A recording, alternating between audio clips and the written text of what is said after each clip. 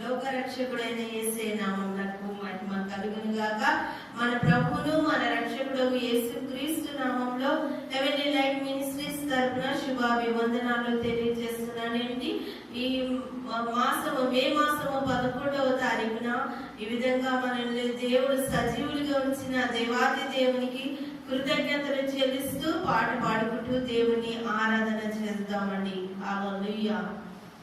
నిత్య ప్రేమతో నన్ను ప్రేమించు, నిత్య ప్రేమతో నన్ను ప్రేమించు, తల్లి ప్రేమను మించినది, లోక ప్రేమను మించినది.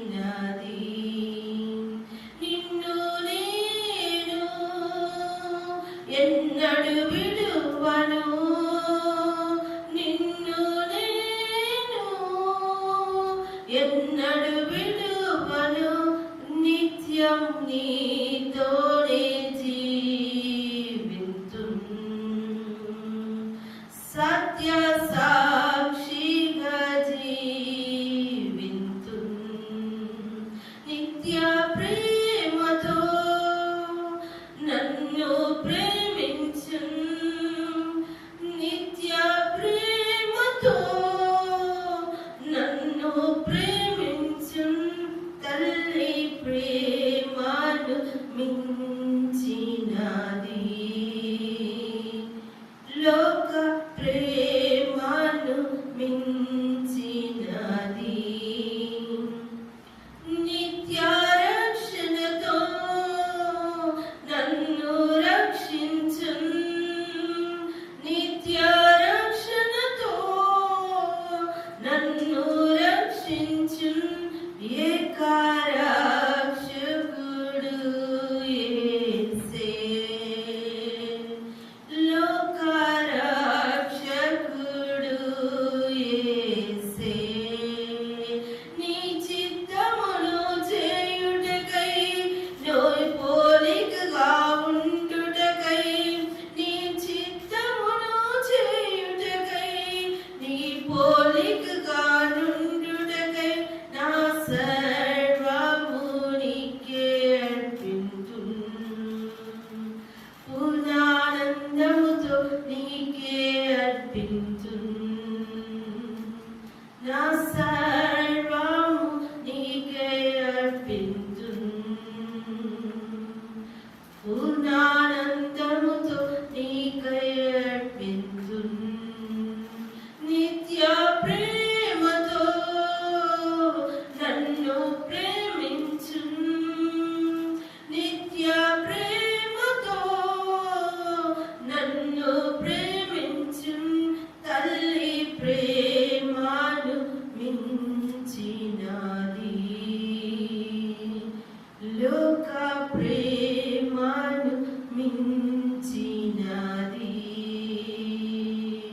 తల్లి ప్రేమను మించినది, లోక ప్రేమను మించినది. హల్లెలూయా. ఈ ఉదయకాల సమయంలో వాగ్దానాన్ని మన మధ్య పంచుకోవడానికి హెవెన్లీ లైట్ మినిస్ట్రీ సంఘ కాపరి గారికి సమయాన్ని అప్పగిస్తున్నామండి. హల్లెలూయా. దేవుని నామము మహిమపరచబడును గాక. ఈ ఉదయకాలము మరి దేవుని వాగ్దానమును ధ్యానించుకున్నాం. ద్వితీయోపదేశ కాండము 4వ అధ్యాయము 31వ వచనము. నీ దేవుడిని యెహోవా కనికరము గల దేవుడు కనుక నిన్ను చేయి విడువడు, నిన్ను నాశనము చేయడు. ఆమేన్. హల్లెలూయా. ఏం దేవుడు అంట మన దేవుడు? కనికరము గల దేవుడు. హల్లెలూయా. మనందరికీ తెలుసు యోనా గురించి, యోనా కాలం గురించి, యోనా సందర్భం గురించి మనందరూ తెలుసు.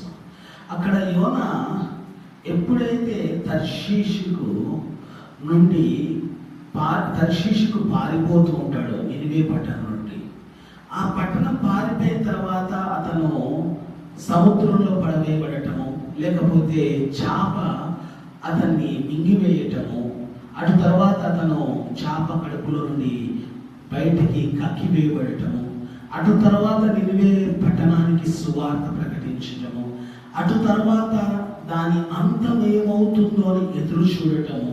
హల్లెలూయా. అటు తర్వాత దేవుడు పశ్చాత్తాపడి వారందరినీ క్షమించటము. అప్పుడు యోనాకి దేవునికి సంభాషణలో యోనాకు మంచి మాట అంటాడు. దీర్ఘశాంతుడును, కనికరము గలవాడును, వాత్సల్యత గలవాడును అంటాడు దేవుణ్ణి. హల్లెలూయా. అంటే నాశనము చేయాలి అనుకున్న దేవుడు ఒక దేశాన్ని, ప్రజలను మారు మనసు పొంది పశ్చాత్తాపడి ప్రార్థన చేస్తే దేవుడు ఏమవుతాడంట?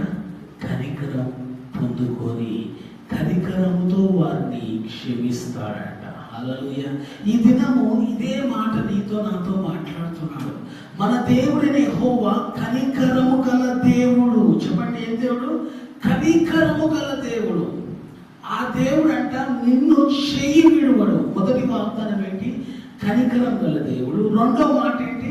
ఆయన నిన్ను చెయ్యి విడువడు. హల్లెలూయా. హెబ్రీ పత్రికలో చదివితే ఆయన్ని విడువడు, నిన్ను ఎడబాయడు అంటాడు. హల్లెలూయా. అంటే చెయ్యి విడువడు అంటే తర్వాత ఏంటి అర్థము? ఎడబాయడు అని అర్థం. హల్లెలూయా. మనం గమనిస్తూ ఉంటాం ఏంటి అంటే చిన్నపిల్లలు చెయ్యి విడిచిపెట్టి పరిగెడుతుంటే తల్లిదండ్రులు ఏం చేస్తారు? వెళ్ళి వారిని మళ్ళా చెయ్యి పట్టుకుంటారు. చిన్నపిల్లలు ఏం చేస్తారు?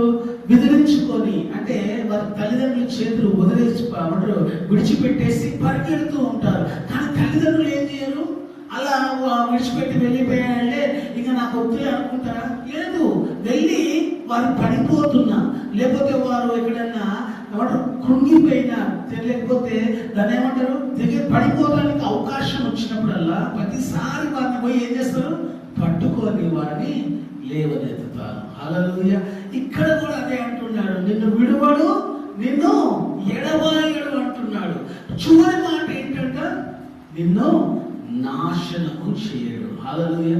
మనం గమనించవచ్చు, ఇజ్రాయెల్ ప్రజల్ని గమనించామనుకోండి, వారి చరిత్ర, వారు అనేక మార్లు, అసలు చెప్పలన్నీ సార్లు వారు దేవునికి అయిష్టమైన క్రియలు చేశారు, భయంకరమైన పాపాలు చేశారు, భయంకరమైన విగ్రహారాధన చేశారు, భయంకరమైన అతిక్రమాలు చేశారు. అయినా కానీ దేవుడు వారిని సంపూర్ణంగా నాశనం చేయలేదు, సంపూర్ణంగా వారిని తీసివేయలేదు. ఈ లోకంలో నుండి తీసివేయకుండా ప్రతిసారి వారు వచ్చి దేవుడి దగ్గర మొరపెడితే, దేవుడి దగ్గర గోజాడితే, దేవుడి దగ్గర ప్రార్థన చేస్తే దేవుడు వారిని క్షమించి తిరిగి వారిని విడిపించినట్టు, తిరిగి వారిని రక్షించినట్టు మనము చరిత్రలో చదవచ్చు. హల్లెలూయా. ఇక్కడ కూడా అదే మాట్లాడుతున్నాడు, నిన్ను నేను నాశనం చేయను అంటున్నాడు. హల్లెలూయా. యోహాను సువార్త 10వ అధ్యాయంలో 10వ వచనంలో మంచి మాట ఉంటుంది. ఏం తెలుసా? దొంగ దొంగతనమును, హత్యను, నాశనం చేయడానికి వస్తాడు, కానీ గొర్రెల కాపరి గొర్రెలకు జీవమును, సమృద్ధి అయిన జీవమును అనుగ్రహించడానికి వస్తాడట. ఆమేన్. ఆయన జీవం ఇచ్చే దేవుడే తప్ప, ఆయన మనుషులకు సమృద్ధి ఇచ్చే దేవుడే తప్ప నాశనం కలిగించే దేవుడు కాదు. ఆయన మన దేవుడు కనికరము గల దేవుడు. హల్లెలూయా. ఉదయకాలము దేవుడు నీతో మాట్లాడుతున్నాడు. ఇంకా నీవు దేవునికి విరోధంగా జీవిస్తూ ఉంటే, నినివే పట్టణము జీవించినట్టు, ఎవరు జీవించినట్టు? ఇశ్రాయేలు ప్రజలు జీవించినట్టు ఇంకా నీవు దేవునికి దూరంగా జీవిస్తుంటే, ఉదాహరణకు తప్పిపోయిన కుమారుడు గురించి కూడా ఆలోచించవచ్చు కదా. మనం తప్పిపోయిన కుమారుడు ఏం చేశాడు? తండ్రి ఆస్తి అంతా తీసుకొని దూర దేశం వెళ్ళిపోయి అక్కడ ఆస్తిని అంతా పాడు చేసి తిరిగి తండ్రి వద్దకు వచ్చినప్పుడు తండ్రి అతని మీద కనికరపడి అతని మీద పడి ముద్దు పెట్టుకొని అతని వస్త్రాలు తీసివేసి నూతన వస్త్రాలు ధరింపచేసి పాదములకు జోళ్ళు తొలగించి, చూడండి అతన్ని ఎంతగా ప్రేమించాడు. తిరిగి వస్తే చాలు, తిరిగి దేవుడి దగ్గరకు వస్తే కనికరం చూపిస్తాడని రుజువుపరుస్తున్నాడు దేవుడు. ఈరోజు నువ్వు దేవుడు దూరంగా వెళ్ళిపోయావేమో, కానీ దేవుడు ఏమంటే తిరిగి నా దగ్గరికి రా, నేను నిన్ను కనికరముతో నీ చెయ్యి పట్టుకుంటాను, నేను నిన్ను విడువను, నేను నిన్ను నాశనము చేయను అంటున్నాడు. లోకంలో సాతాను మనల్ని నాశనం చేయాలని చూస్తుంది. వాడు ఎటు నిత్య నరకానికి వెళ్తాడు, ఎటు నిత్య అగ్నికి వెళ్తాడు. కానీ వాడు నిన్ను కూడా నన్ను కూడా తీసుకెళ్ళాలనే ప్రయత్నంలో ఉన్నాడు. దేవుడికి దూరం చేసి నిన్ను నన్ను దేవుడికి దూరంగా తీసుకువెళ్ళిపోయి నిన్ను నన్ను ఆ నిత్య నరకానికి, రెండో మరణానికి తీసుకెళ్లాలని వాడు ఎంతగానో ప్రయాసపడుతూ ఉన్నాడు. నీ జీవితాన్ని, నీ ఆత్మీయ జీవితాన్ని నాశనం చేయాలని చూస్తున్నాడు. కానీ మన దేవుడు కనికరం గల దేవుడు, నిన్ను విడువడు, నిన్ను నాశనం చేయడు. ఆయన దగ్గరికి తిరిగిరా, ఆయన దగ్గర తిరిగి వస్తే చాలు. ఆయన దగ్గర జీవం ఉంది, సమృద్ధి అయిన జీవం ఉంది నీ కొరకు, నా కొరకు. నినివే పట్టణాన్ని క్షమించిన దేవుడు, ఆ తప్పిపోయిన కుమారుని క్షమించిన దేవుడు నిన్ను నన్ను కూడా క్షమిస్తాడు. నిన్ను నన్ను కూడా దరి చేర్చుకుంటాడు, నిన్ను నన్ను కూడా కౌలించుకుంటాడు, నిన్ను నన్ను కూడా ముద్దాడతాడు, నిన్ను నన్ను కూడా దేవుని కుమారులుగా మనల్ని ఆశీర్వదిస్తాడు. రక్షణ వస్త్రము ధరింపచేస్తాడు, మనకు సువార్తను పాదములకు జోడును ధరిస్తాడు, మనకు రాజుగా మనొక ఉంగరాన్ని అనుగ్రహిస్తాడు. క్రీస్తు కొరకు సువార్త చేయడానికి కావలసిన అభిషేకాన్ని ఇస్తాడు. తిరిగి వద్దాం దేవుడి దగ్గరికి. సమయం లేదు ప్రియ దేవుని సంగమా. యేసు క్రీస్తు త్వరలో రాబోతూ ఉన్నాడు. ఆయన వచ్చినప్పుడు అప్పుడు కనికరం చూపించాడు.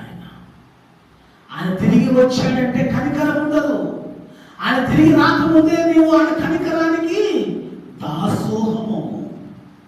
ఆయన కనికరాన్ని ఆస్వాదించు, ఆ కనికరాన్ని స్వీకరించు. ఒకవేళ ఆయన వచ్చేసాడు అనుకో, అప్పుడు నువ్వు కనికరించమని అడిగినా ఆయన కనికరించాడు. కనికరించమని బతిమాలిన, ఆయన పాదాలు పట్టుకొని కన్నీరు విడిచిన కనికరించడు. కనికరం ఇప్పుడే మనకు అనుగ్రహించబడింది. ఈ క్షణమే కనికరం అనుగ్రహించబడింది. ఈ క్షణమును కాదంటే, ఈ రోజు నీవు కాదంటే మరొక అవకాశం నీకు నాకు రాకపోవచ్చు. కాబట్టి ఆయన సన్నిధికి వద్దాం. ఆయన సన్నిధిలో ఆయన కనికరాన్ని పొందుకున్నాం. ఆయన కనికరం గల దేవుడు నీ చెయ్యి పట్టుకుంటానంటున్నాడు, నిన్ను విడవనంటున్నాడు, నిన్ను ఎడబాయనంటున్నాడు, నిన్ను నాశనం చేయనంటున్నాడు. చూడండి, అంతకన్నా గొప్ప ఆశీర్వాదం ఏముంది ఈ లోకంలో. ఈ లోకంలో ఇంతకాలము నచ్చినట్టు మనం బ్రతికాం, క్రీస్తు విరోధంగా జీవించాం, క్రీస్తుకు దూరంగా జీవించాం. తండ్రికి ప్రేమగా మనం ఈ లోకంలో తండ్రి ప్రేమను త్రోసిపుచ్చి ఉన్నాం. అయినా కానీ కనికరంతో నీ కొరకు ఎదురు చూస్తున్నాడు. నువ్వు ఎప్పుడు వస్తావా తిరిగి ఆయన దగ్గరని నీ వైపే చూస్తున్నాడు. ఆయన రెండు చేతులు చాచి, నా ప్రియ కుమారుడు వస్తాడు, నా ప్రియ కుమారుడు నా దగ్గరకు వస్తాడని ఎదురు చూస్తున్నాడు కనికరంతో. ఆయన కనికరాన్ని నిర్లక్ష్యం చేయకు. ఆయన కనికరాన్ని నిర్లక్ష్యం చేసి నీ ఆత్మీయ జీవితాన్ని పాడు చేసుకోకు. నువ్వు ఎప్పుడైతే నిర్లక్ష్యం చేస్తున్నావో అప్పుడు నీ అంతట నీవే నాశనానికి అప్పగించుకుంటున్నావు. దేవుడు నిన్ను నాశనానికి అప్పగించట్లేదు. దేవుడు నిన్ను ఎన్నడూ నిత్య నరకానికి అప్పగించాడు. అది నువ్వు ఎప్పుడైతే ఆయన ప్రేమను స్వీకరించలేదో అప్పుడే నీ అంతట నీవు నాశనానికి అప్పగించుకుంటున్నావు. దేవుడు మాట్లాడుతున్నాడు. ఉదయకాలం ప్రేమతో పిలుస్తున్నాడు, నిత్య ప్రేమతో నిన్ను నన్ను పిలుస్తున్నాడు, నిత్య రక్షణకి ఆశపడుతున్నాడు, నిత్య కృపతో నిన్ను ఆవరించాలని కోరిక కలిగి ఉన్నాడు. ఒక్కసారి ఆయన దగ్గరకు వచ్చి, తండ్రి నీ కుమారుడు అనిపించటకు యోగ్యుడను కాను అను. అయినా కానీ ఆయన ఏమంటాడంటే, నీవు నా కుమారుడవే, నా ప్రియ కుమారుడవే అంటాడు. కాబట్టి let us come to the Lord. change our life. Turn to the Lord. This is the day God is calling you.